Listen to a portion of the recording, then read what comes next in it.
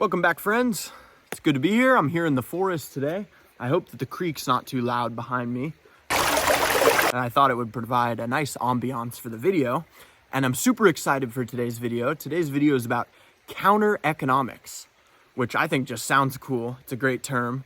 So let's get right into it. What is counter economics? Well, counter economics is an idea that was first put forth or articulated by Samuel Edward Konkin III, who was a prominent libertarian philosopher and economist.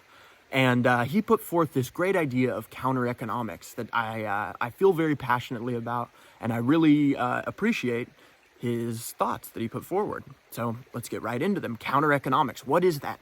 Well, it's kind of like it sounds. It's acting in ways economically that are kind of counter to the government, right? Or to, the status quo. So what does that mean? Well, it can be really simple. It's basically just circumventing the government, right? So if you want to act in the economy in the normal way, right, in the vanilla way, you have to pay taxes, comply with regulations, certain things are illegal, you can't sell them, you can't offer them as services. There's all this, government red tape and intervention, right? Counter economics is really a beautiful idea because it's just very simple. It's just choosing not to. You're choosing another path. You don't have to deal with any of that, right? So taxation, for example. You can just go sell something and not pay any taxes on it, and it's way easier. You don't have to do any of the bookkeeping for withholding your taxes or payroll taxes or any of that. Don't worry about it. Just don't pay taxes. Now, obviously, there's possible consequences for this, but you have to kind of, there's a whole spectrum of counter economics that you can engage in. So, for example, a farmer's market. Many people selling at farmers markets, they're not necessarily paying taxes. They're not necessarily complying with all relevant regulations. They're just setting up, a little booth, selling produce. In my area, people even do little produce stands. They're unmanned. It's just bagged apples or bagged, fruit, little cash box, and you put your money in there. This is a great example of counter economics. Something as simple as that. You're acting, against the government. You're not complying. You're not paying taxes. You're not dealing with regulation. So something as simple as that could be, acting counter-economically. And that's beautiful. And those things do work, Farmers markets, raw milk, birthing at home. These are all examples of kind of success, victories of counter-economics in small-scale ways. And really, everybody behaves counter-economically. Because there's studies out there, the average person commits multiple felonies a day, whether it's speeding in their car or collecting rainwater, whatever. People break the law every single day. So really, you're behaving counter-economically, whether you want to or not. But you might as well start doing it consciously, But that's on the one side of the spectrum. Now, on the other side of the spectrum, counter-economics could be, international drug trade. One of the best ways, to speak about drugs for a minute, to engage in the counter economy is to purchase drugs on the darknet. That's a great way for several reasons. When you're purchasing drugs on the darknet, hopefully you're using a privacy-focused cryptocurrency like Monero. You're communicating. You're using software that prioritizes You're using software which prioritizes anonymity, right? And you're purchasing something that the government's made illegal. So that brings me to another concept of counter economics, which is black and gray markets and red markets. So you've probably heard the term black markets, and black markets are basically, counter economics. When you're participating in the black market, you're participating counter economically. So SEK defined black, gray, and red markets as a black market is, something you're selling that's illegal. I just used the example of drugs on the darknet.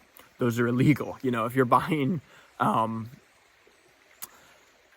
lysergic acid diethylamide on the darknet, that's illegal, in the United States at least. So that's a black market. You've probably heard the term black market. Then there's gray markets. So gray markets aren't necessarily illegal. For example, the farmer's market. It's not necessarily illegal to sell produce in the United States. But when you do it without paying taxes or complying with regulations, then, it's become illegal because you're evading taxes. So it's a gray market. It's something that's, basically just a normal good or service, but you're engaging outside of the sphere of government control, hence gray market. And then a red market is, like hitman services, sex trafficking. Red markets are kind of something you want to stay away from. They're both illegal and morally wrong. So that's kind of a key concept in counter economics, is that things can be illegal and not morally wrong. For example, evading taxes. Illegal, as far as I'm concerned, not morally wrong, actually morally the right thing to do. Avoiding theft, it's never going to be a wrong thing. So, but that brings me to the red markets. That's something that's illegal and morally wrong, and really no one should participate in them. Killing people for profit, trafficking people against their will, slavery. These are all things that are illegal and probably should be. They're not something you should participate in. Black markets, however, not so much. Kind of depends on your views, but a lot of people, argue against things like drug criminalization. Nonetheless, those things are illegal. Could be something as simple as raw milk is, technically a black market item. It's illegal in some places. Not putting your kids in school, right? You're forced to put your kids in school of some sort. If you decide you don't want to do that, that's basically a black market counter-economic operation that you're running. And counter-economics has been successful. The Soviet Union basically fell in large part to massive counter-economic activity going on within that communist totalitarian state. So counter-economics is successful. I've also mentioned, raw milk. Some places have legalized raw milk, homeschooling, birth at home, using a midwife as opposed to a hospital. These are all success stories, victories of counter-economic activity. So I urge you to participate in counter-economics. I'd probably make a separate video on good ways to participate in the counter economy. As I mentioned, using the darknet, using cryptocurrency, holding, physical gold or silver. It's a great way to kind of free yourself from the monetary system, and just not paying taxes, accepting more things in cash, trading, bartering. These are all great ways.